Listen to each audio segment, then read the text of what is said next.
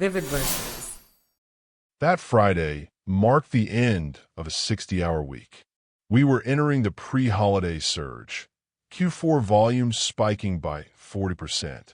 I had spent the last 12 hours correcting a routing error that threatened to bottleneck our entire regional distribution for the weekend. By the time I walked out to my truck, my body was vibrating with that specific frequency of exhaustion that comes from high cortisol problem solving. I didn't go home.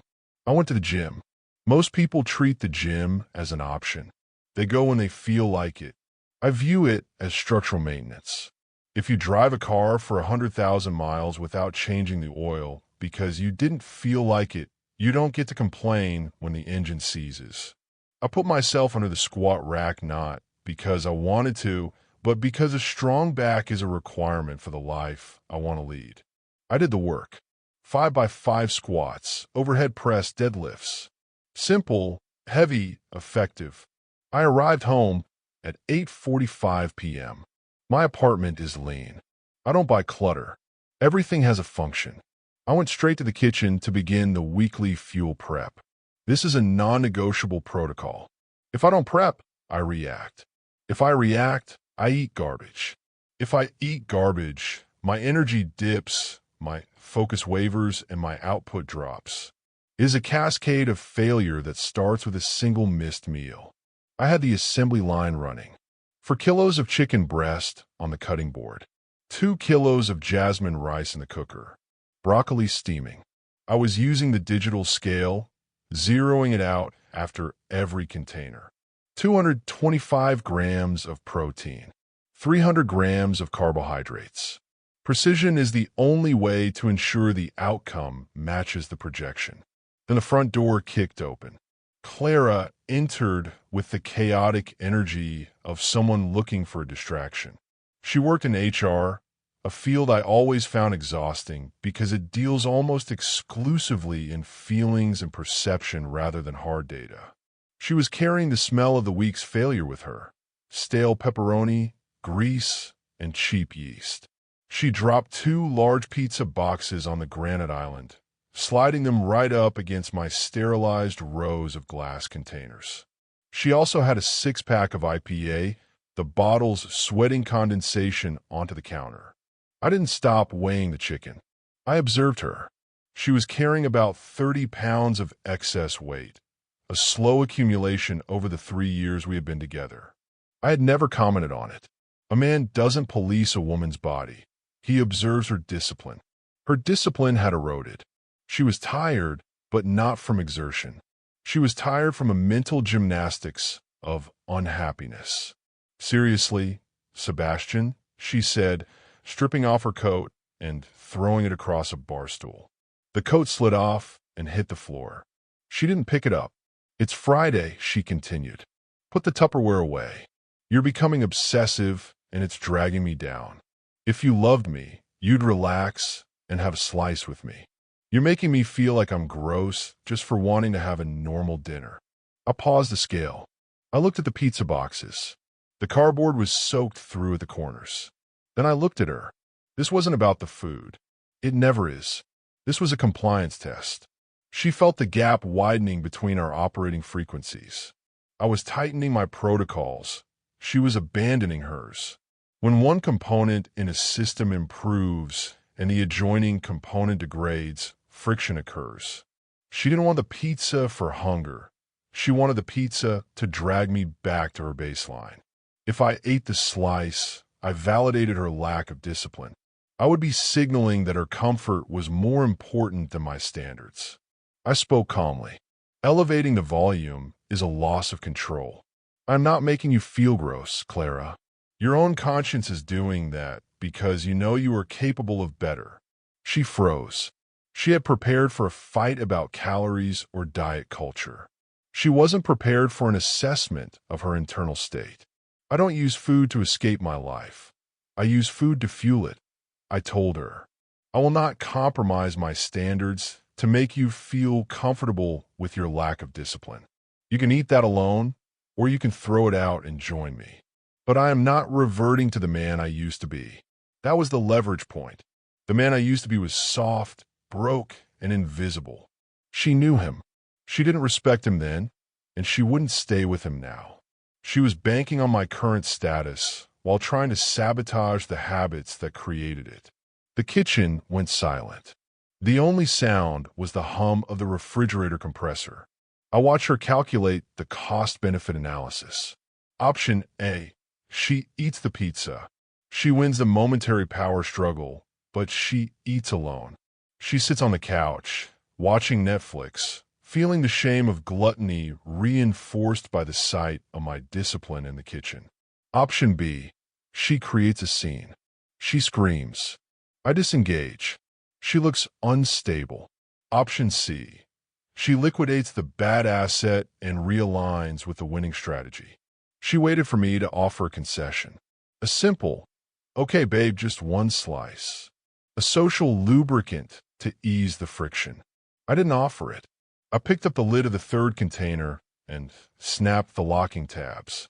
Click, click, click. The sound was final. It was the sound of a boundary that would not move. She looked at the pizza. Then she looked at me. The defiance drained out of her face.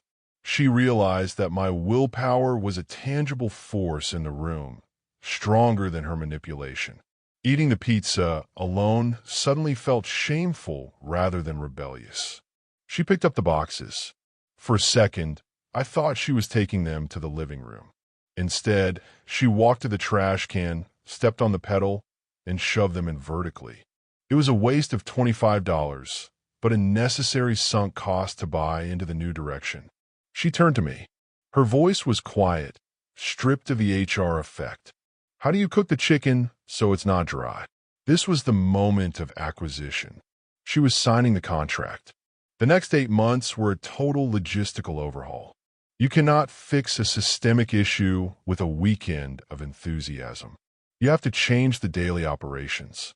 I integrated Clara into my routine, not as a passenger, but as a trainee. We started with sleep hygiene. No screens after 10 p.m. 7 hours minimum. If you're sleep deprived, your cortisol spikes, your insulin sensitivity drops, and you fail. It is biology, not magic. Then, the nutrition. I calculated her TDE, total daily energy expenditure, and set a caloric deficit of 300. We weighed everything. I took her to the gym. I didn't let her waste time on the elliptical or the pink dumbbells. I put her under the bar. Squats, deadlifts, overhead press. Compound movements. High ROI exercises. "It hurts," she complained during the second week. She was on the floor, sweating, looking for pity. "Growth is inefficient without resistance," I told her. "The pain is the data point telling you the system is adapting." She hated me for the first month. She went through dopamine withdrawal from the sugar and the alcohol. She was moody, lethargic, and irritable. I absorbed it.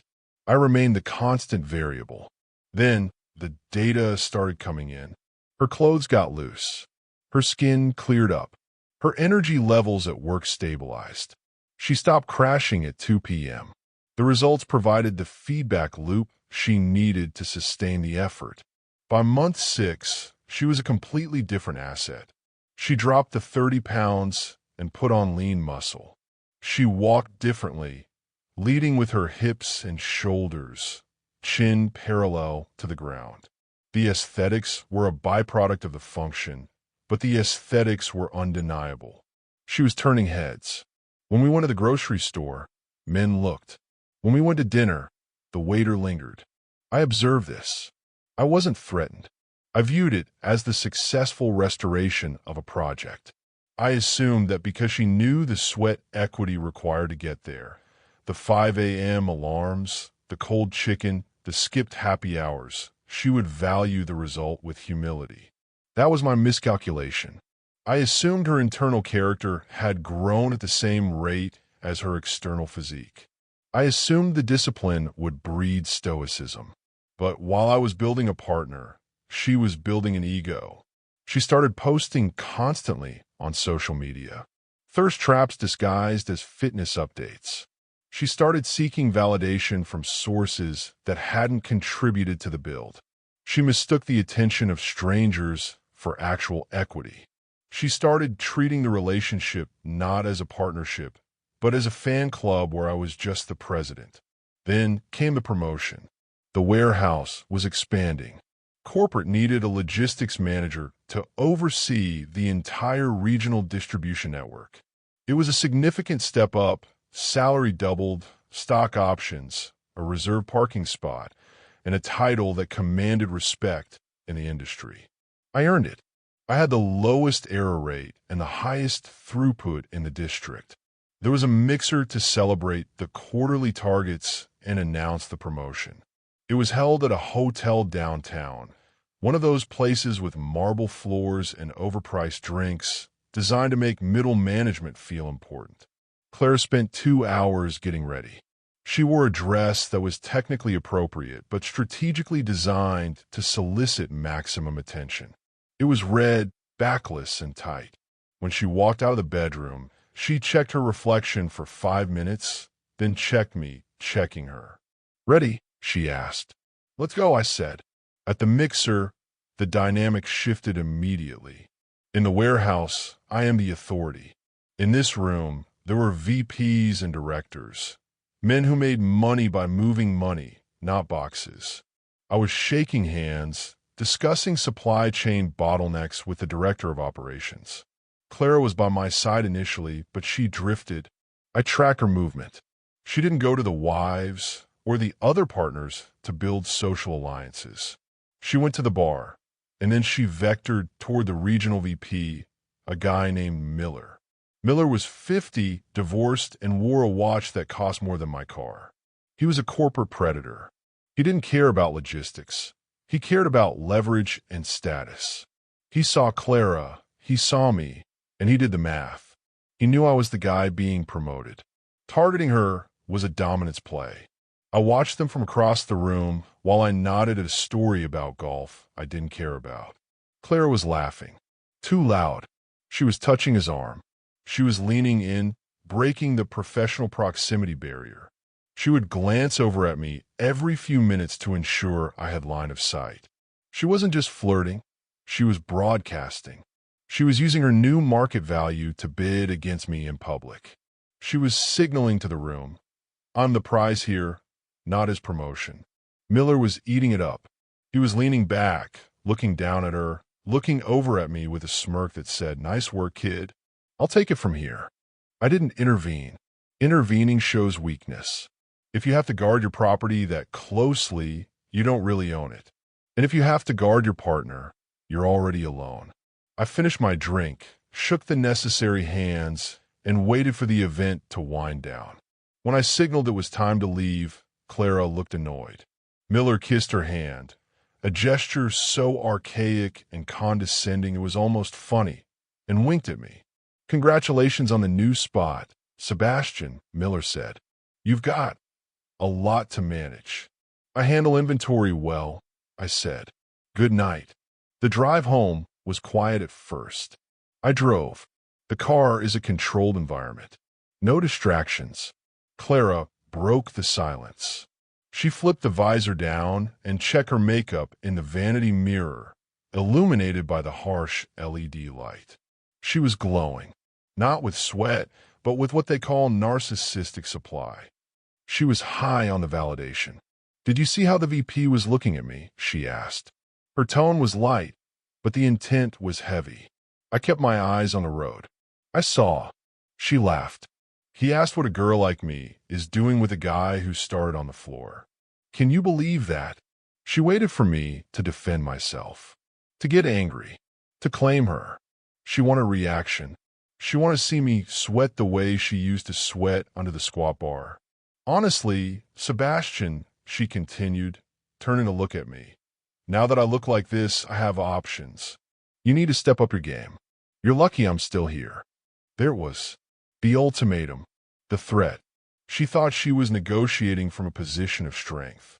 She looked at the market, saw the demand, and thought she could squeeze the supplier. She forgot who built the product. She forgot the logistics of her own existence. She thought the dress and the body were the assets, failing to realize they were depreciating goods without the character to maintain them. I didn't say anything until we pulled into the driveway. I killed the engine. The silence returned, similar to that Friday night in the kitchen, but colder. I unbuckled my seatbelt and turned to face her. The street lamp outside cast a shadow across the dashboard. I looked at her. I analyzed the situation. I didn't feel jealousy. Jealousy implies you're afraid of losing something essential. I wasn't afraid. I was realizing that the asset had become a liability. The maintenance cost now exceeded the value. You have made a fatal calculation, Clara, I said. My voice was steady. This was a performance review, and she was failing. I pushed you to build your body because I wanted a partner with self-respect, someone who could stand beside me as an equal. Instead, you have built a shell and neglected your character. Her smile faltered. What? You mistake the cheap attention of men like Miller for actual value, I explained. He doesn't respect you. He sees you as a shiny object to annoy me. You think you are a prize because you look good now, but you have become arrogant and disloyal. I was just having fun, she said, her voice rising. God, you're so insecure. Insecurity is fear of the unknown, I corrected. I know exactly what this is. You seem to misunderstand something. If you leave, I will not be pleased, but I know I'll be fine. My life will continue getting better with or without you. That is a simple fact. I have the discipline, the income, and the path. You have a body that depreciates every year and a need for validation that can never be filled. She laughed nervously. Oh, don't be so serious. I'm just teasing. You know I love you. She reached for my hand. I didn't move it, but I didn't take hers. The fact that you felt comfortable to behave that way in the presence of my coworkers, an event honoring my work, lets me know we are at the end of the line in this relationship, I said. The reality hit her. She stopped smiling. She looked at the dashboard, then back at me, searching for the bluff. I am finished, I said. I wanted a woman who is down to earth and kind. You're not that. Pack your things. It's time to go. Sebastian, she said. Stop. You can't be serious. Over a conversation. Over the disrespect, I said. And the loyalty. Logistics is about reliability, Clara. You've proven you are unreliable under little to no pressure. If you act like this when things are good, I cannot trust you when things get bad. I opened the car door and stepped out. The night air was cool. Clara sat in the passenger seat. She was stunned. She had played a game she didn't understand, betting her entire position on a bluff I called without hesitation. She thought her beauty gave her leverage over me. She didn't realize that my standards were the leverage I held over her. She was physically fit. She was beautiful. But as I walked to the front door to unlock it, leaving her to figure out her own logistics for the night, she was entirely alone. She had the body, but she had lost the man who built it. In the aftermath, the silence of the apartment was different. It wasn't the silence of tension. It was the silence of order restored. Clara didn't leave immediately. There was a period of bargaining, the phase where the terminated employee tries to appeal the decision.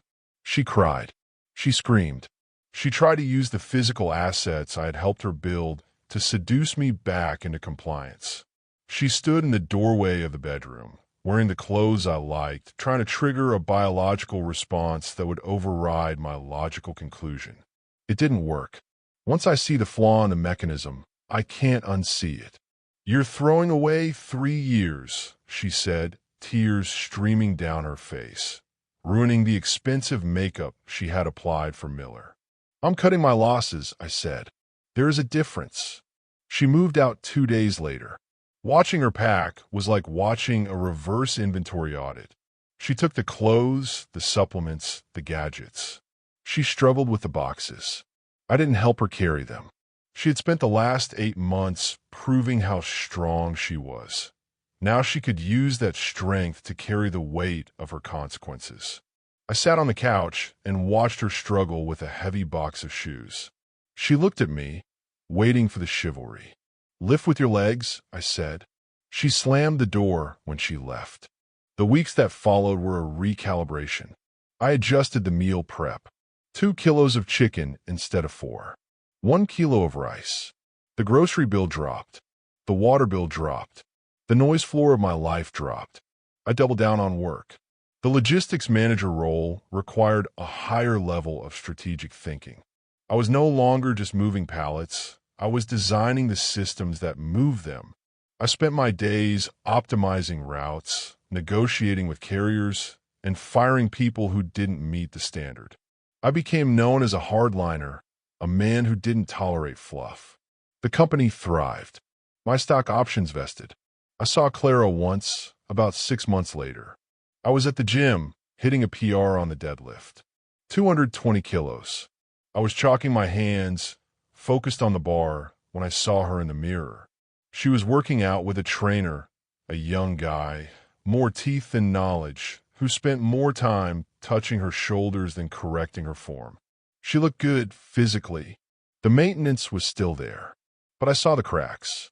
She was wearing headphones, scrolling on her phone between sets, looking around the room to see who was watching. She was still feeding on the external validation. She caught my eye in the mirror. She froze. I saw the hesitation. She wanted to come over. She wanted to show me that she was doing fine, that she didn't need me. She wanted to win the breakup. I didn't acknowledge her. I bent down, gripped the bar, and pulled. The weight moved. The system worked. I locked it out, held it for a second to prove ownership, and dropped it. When I stood up and looked back at the mirror, she was gone. I didn't feel sad. I didn't feel triumphant. I felt the satisfaction of a correct prediction. She was a depreciating asset in a volatile market, chasing a high that would never last. I was the steady climb. That night I went home. I prepped the chicken. I weighed the rice. 225 grams. 300 grams. My phone buzzed. It was a text from a woman in the accounting department. Smart, quiet, disciplined. We had discussed Excel macros in the break room. "Hey, are you still doing the hike on Saturday? I've been looking for a reason to test my new boots." I looked at the message. I looked at the meal prep. 0600 start time. I typed, "Don't be late."